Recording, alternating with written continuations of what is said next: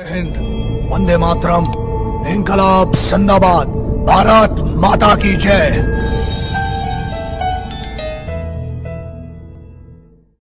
कि तुम प्रयास करो, पुरुषार्थ करो तो मैं तुम्हारे साथ हूं, और पुरुषार्थ ही मत करो, कर्महीन बन के बैठे रहो तो मैं तो किसी के साथ नहीं।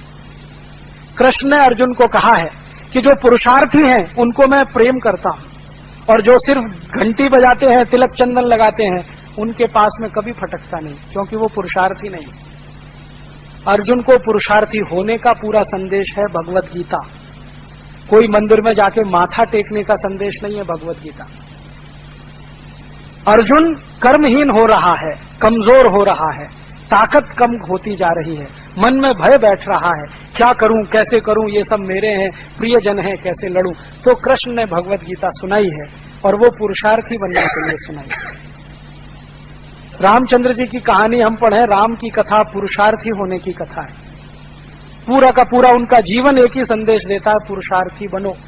अगर राम ने यह सोच लिया होता मैं तो अयोध्या से अकेला जा रहा हूं, मेरे साथ तो एक पत्नी है और आधा मेरा भाई है लक्ष्मण, मैं कैसे लड़ूंगा रावण से, तो वो तो निकले ही नहीं होते घर से कभी।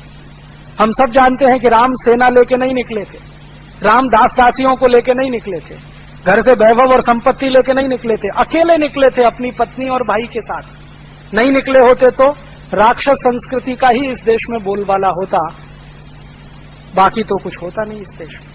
लेकिन निकल पड़े, वो निकल पड़े तो भील, कोल, किन्नर, नर सब उनके पीछे लाखों की संख्या में खड़े हो गए, और रावण जैसे शक्तिशाली राजा को परास्त कर दिया। तो दुनिया में कोई भी आदमी कोई काम करता है तो अकेला ही निकलता है। तो आप ये मत सोचिए कि मैं अकेला हूं, मैं क्या कर सकता हूं। अकेला आदमी तो बहुत कुछ करता है, संकल्प होना चाहिए। तो मुझे लगता है कि आजादी के स्वदेशी आंदोलन के 100वें वर्ष पर, वंदे मातरम आंदोलन के शताब्दी वर्ष पर कुछ तो संकल्प करें अपने मन में, और इतना ही संकल्प करें कि हम भारत को भारतीयता की तरफ ले जाने के लिए जीवन भर प्रयास करेंगे। सफल हो या ना हो ये दूसरी बात है, प्रयास हम करेंगे। क्योंकि कृष्ण ने हमें कहा है कि तुम चिंता मत करो, फल की चिंता तुम करने के अधिकारी नहीं हो, तुम काम करो, प्रयास करो, फल मिले ना मिले, मा फलेषु कदाचन। तो हम प्रयास करें, पूरी ईमानदारी से करें, कर्मठता से करें, निष्ठा से करें, तो शायद आने वाले 3 साल, 5 साल, 10 साल में ये देश भारतीयता की तरफ लौट सकता है, समाज भारतीयता की तरफ लौट सकता है। और नहीं करेंगे तो जो पीढ़ी जवान हो रही है ना, ये आपकी आंखों के सामने ही इस देश को खड्डे में ले जाके डालने वाली है, आपके देखते देखते। क्योंकि ये जो नई पीढ़ी आ रही है ना, इसको भारतीयता का संस्कार तो मिल नहीं पा रहा है, क्योंकि कॉन्वेंट में पढ़कर निकल रही है, तो संस्कार तो यूरोपियन है, तो वो भारत को तो पहचानते भी नहीं है, जानते भी नहीं है। अगर जानते और पहचानते होते तो अपने दादाजी को पूछते, would you be my Valentine.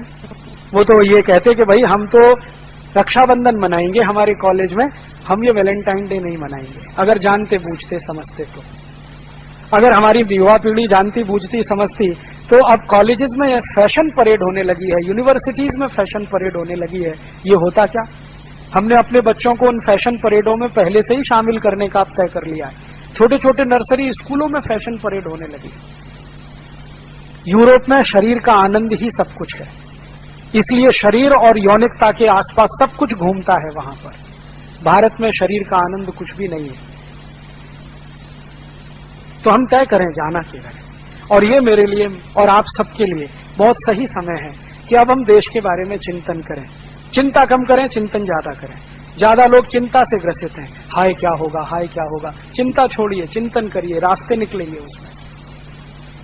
तो आज भारत और यूरोप का चिंतन मैंने आपके बीच में इसलिए रखा कि हम तय करें हमें जाना किधर है। अगर हम भारत और भारतीयता की तरफ जाना चाहते हैं तो ये मान लें कि हर देश की सभ्यता उसकी भौगोलिक परिस्थिति के हिसाब से तय होती है। भारत एक गर्म देश है या समशीतोष्ण जलवायु का देश है, तो यहाँ की सभ्यता में हर वो चीज होगी जो प्रकृति से संबंधित है। यूरोप ठंडा देश है, उस ठंडे देश की सभ्यता में जो कुछ भी होगा वो उनकी प्रकृति से जुड़ा हुआ होगा।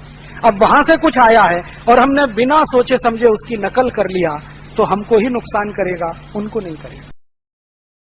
आपके घर में किसी बच्चे का जन्म हुआ, लातूर म्युनिसिपल कॉरपोरेशन से आपको बर्थ सर्टिफिकेट लेना है तो बिना रिश्वत के संभव नहीं है। यहां से शुरू होती है लूट। जन्म हुआ वहीं से भ्रष्टाचार शुरू। आपको उसका जन्म प्रमाण पत्र चाहिए, घूस दीजिए, रिश्वत दीजिए, तभी मिलेगा। और जब मृत्यु होगी उसकी, तब डेथ सर्टिफिकेट चाहिए, वो भी बिना रिश्वत के नहीं मिलेगा। तो जन्म से शुरू होकर मृत्यु तक जितनी क्रिया विधि आप करते हैं सब में लूट होती है, और यही लूट का पैसा विदेशी बैंकों में जमा होता है। और इसी पैसे का टैक्स जस्टिस नेटवर्क ने कैलकुलेशन किया 258 लाख कोटी है 2006 तक। मैं उसमें जोड़ रहा हूं 2010 तक ये 300 लाख कोटी से ज्यादा हो गया। अब हमारे सामने आखिरी बात मैं आपसे रखना चाहता हूं कि क्या करें अब हम। अंग्रेजों ने लूटा, काले अंग्रेज लूट रहे हैं। अंग्रेजों ने जो सिस्टम बनाया, काले अंग्रेज उसी को चला रहे हैं। हम क्या करें? तो दो रास्ते हैं अपने पास। एक रास्ता है जो हो रहा है अच्छा हो रहा है, आगे होगा और भी अच्छा होगा। तुम क्यों व्यर्थ चिंता करते हो? तुम क्या लाए थे, क्या ले जाओगे? ये एक रास्ता, जो हो रहा है अच्छा है। माने पुढ़ारी लूट रहे हैं तो अच्छा हो रहा है, आगे और लूटेंगे तो और अच्छा होगा। तुम क्यों चिंता कर रहे हो भाई, लूटने दो देश को। और ये बात को कहने के लिए श्री कृष्ण का उदाहरण देते हैं। ये तो श्री कृष्ण ने कहा जो हो रहा है अच्छा हो रहा है, आगे होगा और भी अच्छा होगा। क्यों व्यर्थ चिंता करते हो? देश लूट रहा है तो अच्छा हो रहा है, आगे लूटेगा और अच्छा होगा, तुम क्यों परेशान होते हो? ये तो श्री कृष्ण का। ये हमारे देश में कहने वाले बहुत लोग हैं। मुझे कहते हैं तुम क्यों परेशान होते हो? बाबा जी को बोलो क्यों परेशान हो रहे हैं? योग करें, प्राणायाम करें, आयुर्वेद को बढ़ाएं, फैलाएं। ये लूटने के लोगों को पकड़ने के लिए क्यों काम कर रहे हैं बाबा जी? मुझे कहते हैं, फोन बहुत आते हैं, पुजारियों के फोन बहुत आते हैं।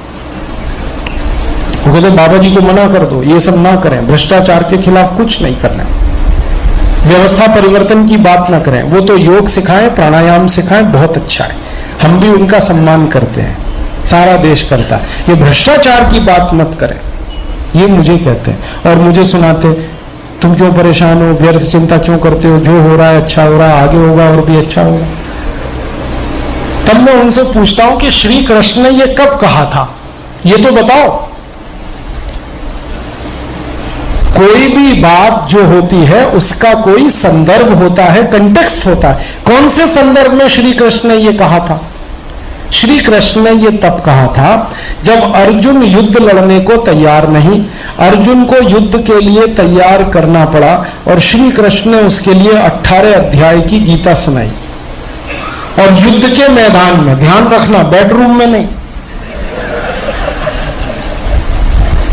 बेडरूम में नहीं, ड्राइंग रूम में नहीं, डाइनिंग रूम में नहीं, लिविंग रूम में नहीं, युद्ध के क्षेत्र में, युद्ध के मैदान में गीता सुनाई है उन्होंने।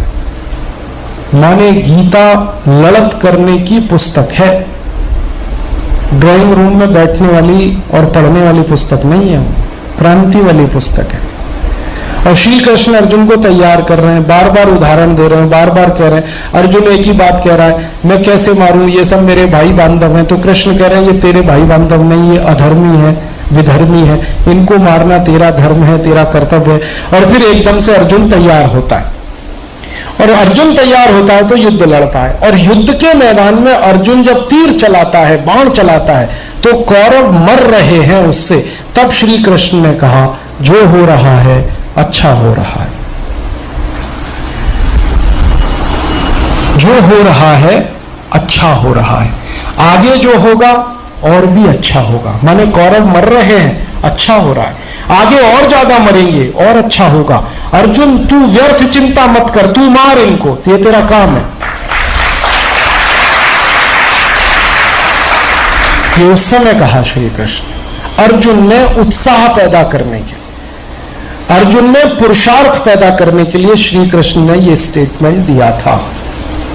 अब हमारे जो आज के लूटखोर पुढ़ारी हैं वो संदर्भ हटाकर ये बात हमको समझाते रहते हैं।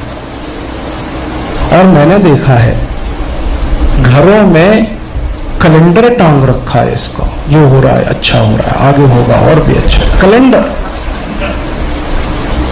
संदर्भ नहीं है उसमें, सीधे एक ही स्टेटमेंट है, जो हो रहा अच्छा हो रहा, आगे होगा और भी अच्छा।